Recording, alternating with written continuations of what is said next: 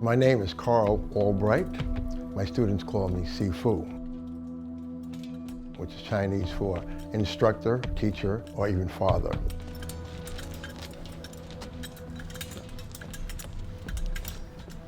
As a child, my father introduced me to a teacher who taught the praying mantis style. And so that's the style I started with in 1957 as a small kid.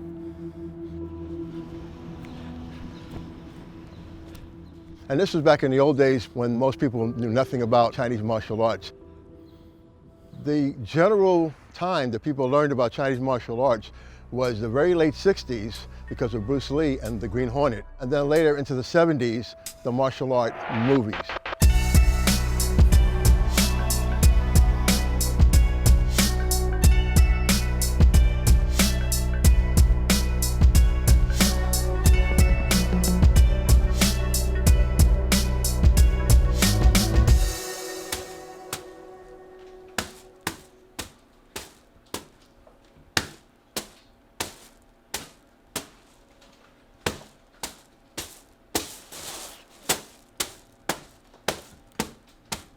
There was a school that I was trying to get into, and it took me a whole year. I learned Cantonese, so if you could walk in and you say, "Ngo sik dong gong dong wa," and you know, I speak Cantonese, I speak Chinese, they would accept you.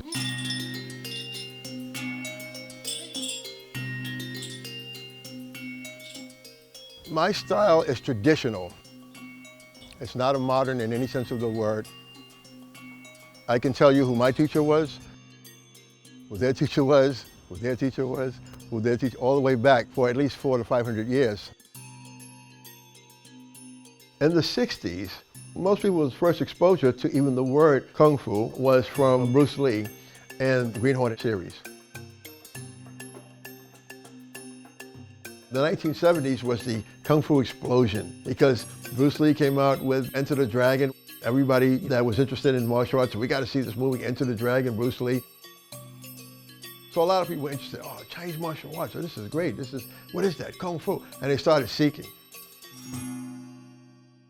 When it comes to the martial art films, the early crossovers, as far as Americans being in martial art movies from Asia, the two first guys were Jim Kelly and Ron van Clief.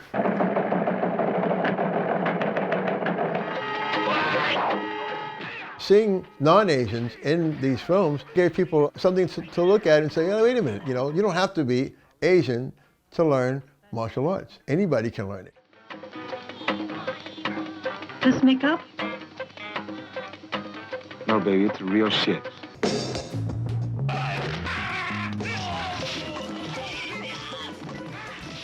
I was born 2155 Dean Street in Brooklyn. When I was 15 years old, I met Grandmaster Moses Powell, and I started studying martial arts. Introducing Ron van Clief as the Black Dragon. In 1974, my agent got me a 5-picture deal, 5 films to star in.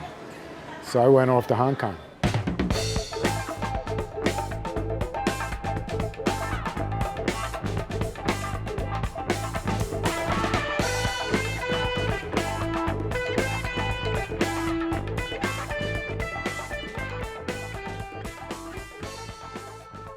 Bruce and I were friends.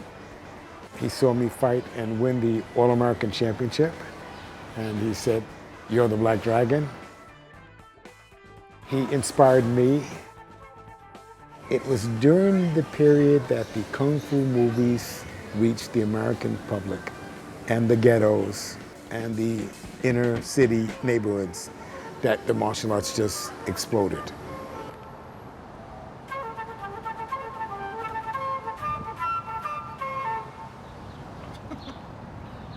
I haven't looked at this script in 30-something years.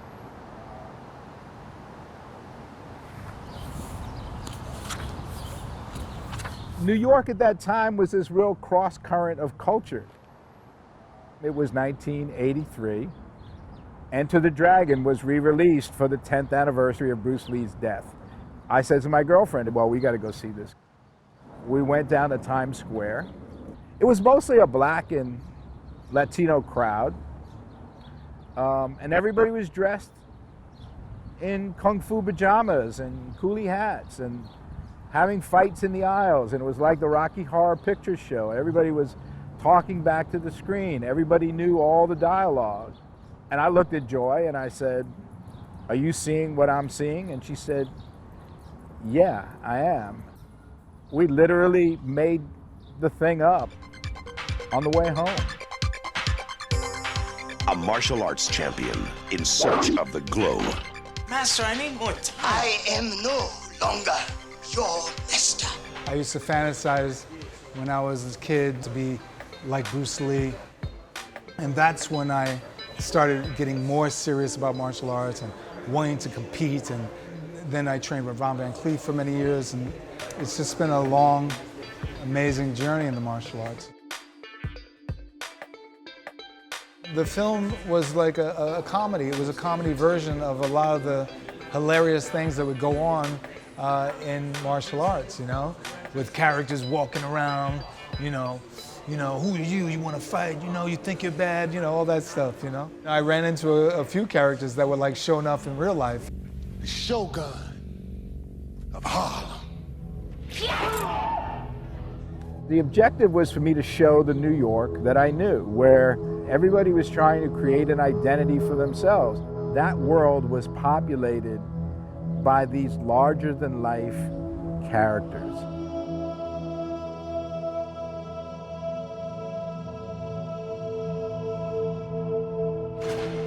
Without Ron van Clief, without all these characters, well, I couldn't create the characters that I created.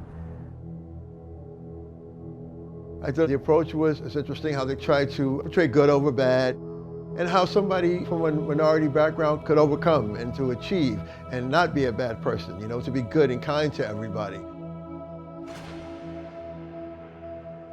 It's considered a cult classic today. I mean, there are fan pages about it. Some of the fan pages have added me to the lore because they wanted to know everything about it.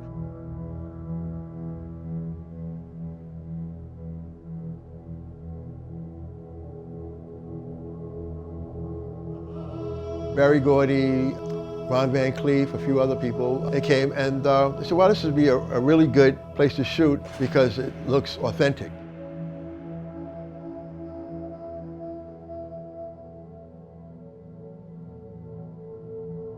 Bruce Lee became the superstar of martial arts, and it helped to propel and interest a lot of people. The reality is that everybody's not going to stick with it. And so the people that do stick with it, they're hooked for life. They're going to do it no matter what. A little skip, straight, up. People ask me, are you still practicing? I said, what do you mean? That's like saying, am I still breathing? Or do I eat every day or something, you know? Kung Fu is a way of life for me. Part of what I do is to preserve the legacy. I have 10 students that have been with me for many, many years. I haven't taken anybody new in quite a while because I want to focus on people who are very serious and to get them to the level where they can carry it on.